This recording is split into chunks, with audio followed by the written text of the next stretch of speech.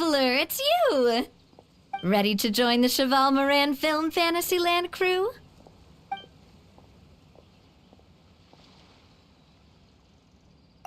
It's time, dear partner in Paimon, for us to turn our attention to the Cheval Moran Film Fantasyland.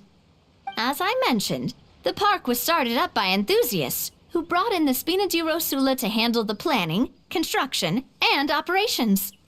Of course, enthusiasts aren't typically all-around experts. They usually stick to designing the event booths. We, for our part, handle long-term operations and develop standardized strategy guides for the different activities. Long-term operations? Strategy? It all sounds so complicated. We spend most of our time adventuring and we barely have any experience running a stall. Do you think we can handle this?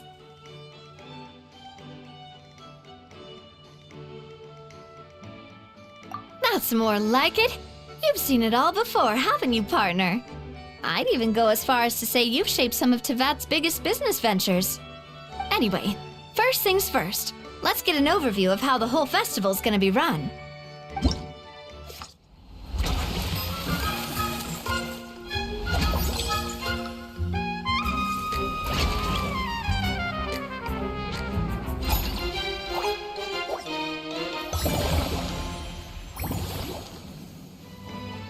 As you can see, our Fantasyland's a bit like a sugar-free macaron right now.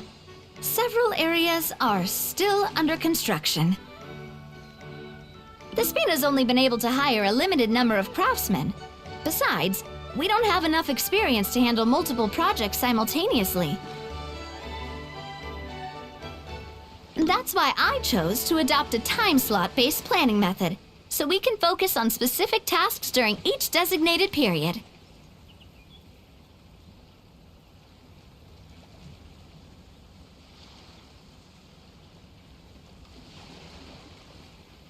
Upgrading facilities, expanding the venue, hiring staff. All of this requires funds and time slots to accomplish. So, it's our job to allocate precious time slots in each business cycle to the most worthwhile tasks. As we attract more guests and earn money to add to our funds, we'll also be able to work more efficiently.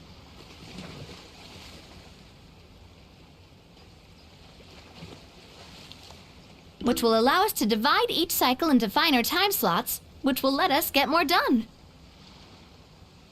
So we'll be limited in the decisions we can make and tasks we can focus on within each time period.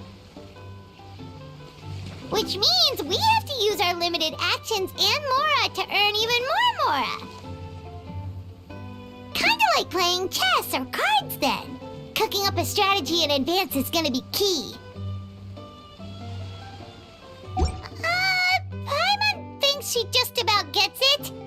How do you feel about it, Traveler? Yep, come on, we can do this! You mentioned standardized strategy guides just now. Does that mean there are non-standard ways to take part too? Of course. Film and entertainment mean different things to different people. And there's gonna be a wide range of exciting activities for people to try out. If we're not careful, some visitors might wander off and end up getting in trouble. And others might pick up dangerous props by mistake. To avoid confusion, we need to create a standardized strategy guide for each activity. Just think of it like a walkthrough. Wow, if we're the first ones to test out the activities, who knows what surprises there could be waiting for us. But if we hit a tough spot, we'll just have to rely on our skills to carry us through. Hopefully it goes without saying that I'd never put you in danger, partner. I carefully checked all the existing activities before you arrived, and I can assure you that they're all perfectly safe. I also wanted you to experience the activities before anyone else gets to. It'll be fun. Plus, we'd like to hear your thoughts and suggestions. Oh, those are two things Navia is best at! Making people feel safe and having fun! Great! Well, I can't wait to hear what you think. Your input is super important to us. All right then, Let's start with eclectic escapades and put our first guide together.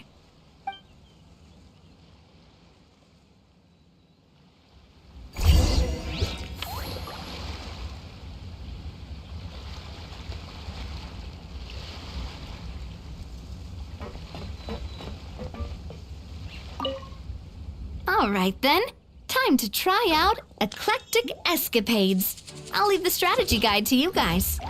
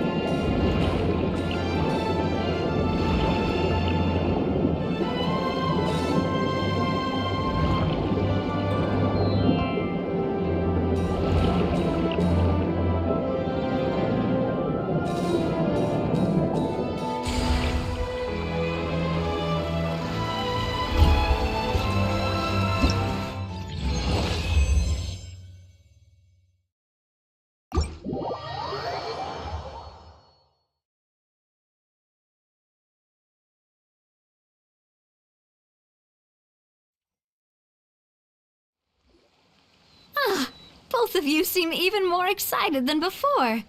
Looks like your first trial run didn't disappoint. Paimon hasn't actually watched that many films, but after trying it out, she might just be hooked. We should check out the film that it's based on. Great job, Paimon. That's exactly what our enthusiast friends were hoping you'd say. They'd be beyond delighted to hear that visitors are curious about the films that inspired these attractions. Some have even been willing to contribute extra funds out of their own pockets. Where budgets have allowed, of course. Out of their own pockets? That's right. While the Spina di Rosula covers the cost of basic booth materials and rental fees, many fans have personally funded promotional materials and related merchandise. The cost of the booth itself isn't their main expense. Some of them have already started designing spin-off products inspired by film characters. Take our official mascot, Surintendant Chevalmoran, for instance. She won second place in the last most popular character poll for the comic film category, and was even dubbed the pinnacle of round bouncy cuteness. Many people have expressed interest in designing cushions based on her image, using the highest quality fabrics and hiring the most skilled artisans to mass produce them. These cushions will officially go on sale at the next convention alongside lots of similar products. Sounds irresistible, right? Plus, as Surintendant Chevalmoran's guardian and official image rights agent, Farina will receive 60% of the sales revenue. After all, the fans are doing this voluntarily, not for profit, but to promote Surintendant Chevalmoran's adorable image. The more Mora ends up in Farina's purse, the better Surintendant Chevalmoran's meals will be. And who wouldn't be happy to hear that? Oh, Paimon likes the sound of that. Everyone working hard for something they all love without worrying about profit. Still, we can't just ignore Mora completely. Whether it's fan creations or official commercial projects, some level of financial balance is still necessary. The same logic applies to the Cheval Moran Film Fantasyland taken as a whole. Once we finish the standardized strategy guides, our attractions can officially be open to the public. But we can't take personal charge of the ticketing process. There's plenty of work to do at the various booths, and the park itself is a work in progress. We'll need to assign dedicated employees to maintain and manage each attraction. There's a recruitment section on the park's bulletin board. We've received many applications, and each candidate has their strengths. Our job is to match the best candidates to each attraction based on their overall performance. Once assigned, the staff will keep the attractions running, ensuring a continuous revenue stream. Wait, so we've suddenly gone from being playtesters to heads of human resources? That's definitely a first for us. Just don't hold everyone up to your own standards, okay? You can't expect everyone else to be as capable as you. Alright, time to review some resumes. Fingers crossed we'll get some exceptional candidates.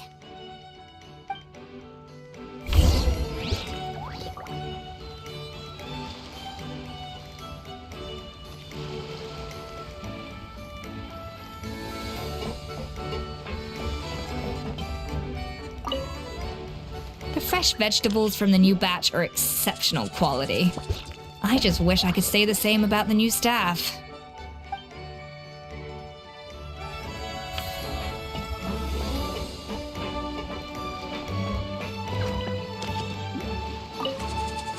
When reviewing resumes, pay attention to each applicant's area of expertise.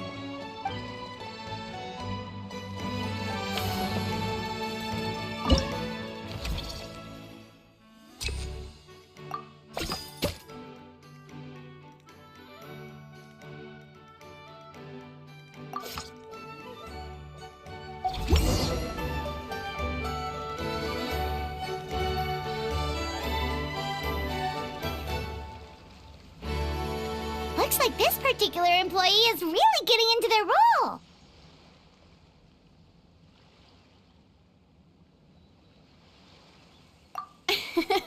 You're both doing great. You sound more like bosses than I do. In any case, with this, the Cheval Moran Film Fantasyland is now officially open. Running a theme park is a long-term project. You won't make much if you try and rush it. We're just about done with our current work setup, so let's take a short break and wait for this cycle's revenue report to come in.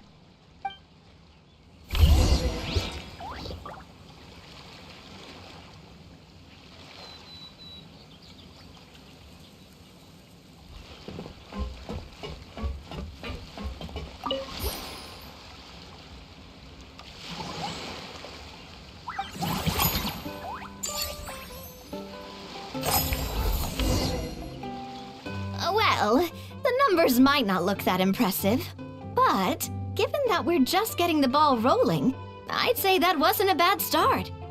Building on this momentum, we must consider rolling out more unique business strategies during the next cycle.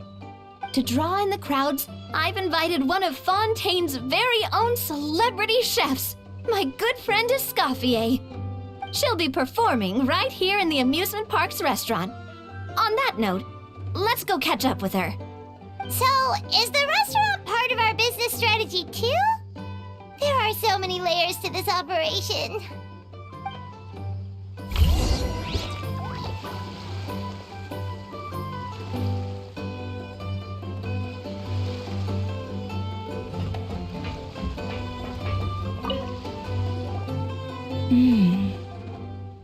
The restaurant is up to standard, and the waterside location will make for a unique dining experience.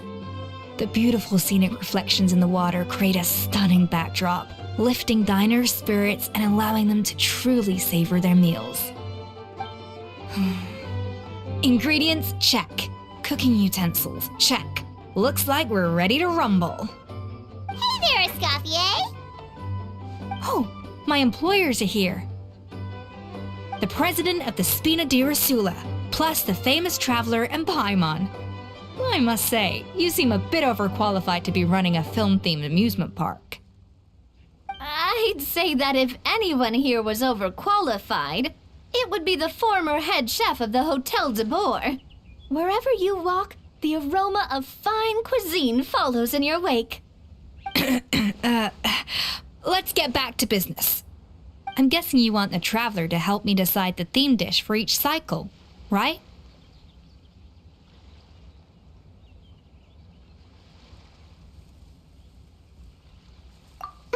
This is the business strategy I mentioned earlier. Using Escoffier's top-tier dishes to attract more visitors to the park. But this isn't just about attracting visitors. Her culinary masterpieces will surely have other surprising effects. Just imagine, Paimon, if all you needed was a single ticket to enjoy all the attractions and taste all the legendary food. Wouldn't you be tempted? Then Paimon come every single day.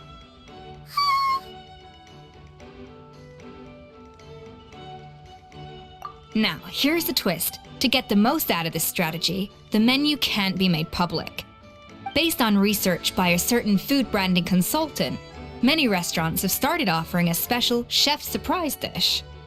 So give me some inspiration every few business cycles, and I'll decide on our next theme dish. Now then, give me your hand.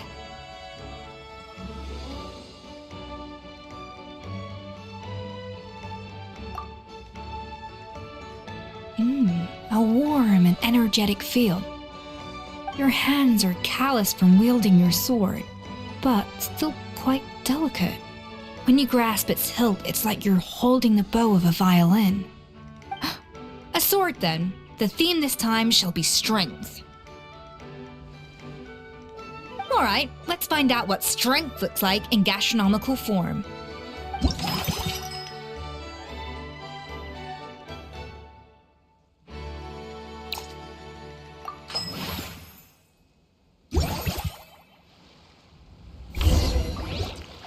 I've refined the sauce for these barbecue ribs. It's a richer flavor than the classic version, but not at all greasy. The mint extract in the seasoning leaves a refreshing aftertaste, perfect for indulging yourself after a fun-filled day. But if you ask me, I'd say the artisans need these more than the guests. The artisans? As I'm sure you've noticed, this park isn't quite finished. A serving of these barbecue ribs should help the artisans replenish their strength much more quickly. As their bosses, you have an obligation to provide meals for them. So why not invite them to dine here? Who knows, the morale boost might even improve their productivity. Oh, if I recall correctly, you once served up some special fish and chips for the porters over at the Fleuve Centre. For several days after, the workers were all incredibly efficient. They'd finish 8 hours of work in just 5. And then, because they clocked out early, they'd come back completely refreshed the next day. Then there's no time to lose. Go invite the artisans over while these ribs are still hot. I'll prepare some side dishes and desserts too. That's a great idea! You really live up to your reputation, Escoffier! Looks like these themed dishes are gonna make a huge difference after all. We'll have to make sure we check in with you regularly. The artisans are pumped and ready to roll thanks to that themed dish. And perfect timing, too. Let's take this chance to take the facilities of our eclectic escapades to the next level.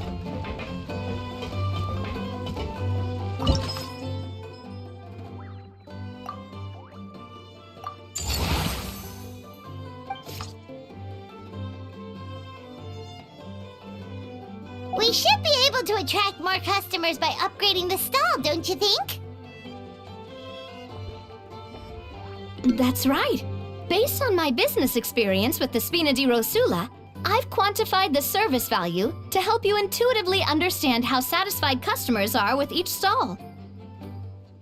An attraction will reach its ideal revenue only when its service value meets customer expectations. As we improve and expand our facilities, expectations will also increase accordingly. When that happens, we can deploy more capable employees or invest funds in training to enhance our employees' skills.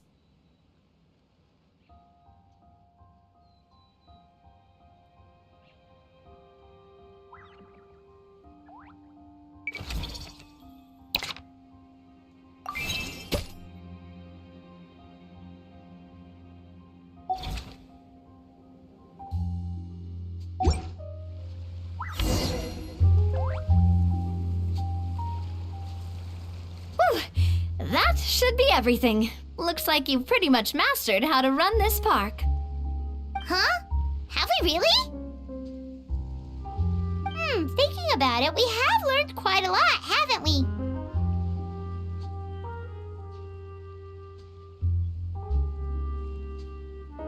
Oh, not at all. I wouldn't say I taught you much. Your intuition's been guiding the way mostly. I imagine long-term operations sounded like a scary prospect the first time I mentioned it, huh? But don't let that scare you. Just break things down into smaller steps and tackle them one at a time. Even if you're not a genius or naturally gifted, you'll get it done in the end. Whoa, seeing your own progress has really got Paimon fired up! Actually, she's gonna jot your words of encouragement right down. From here on out, we'll be running the Cheval Moran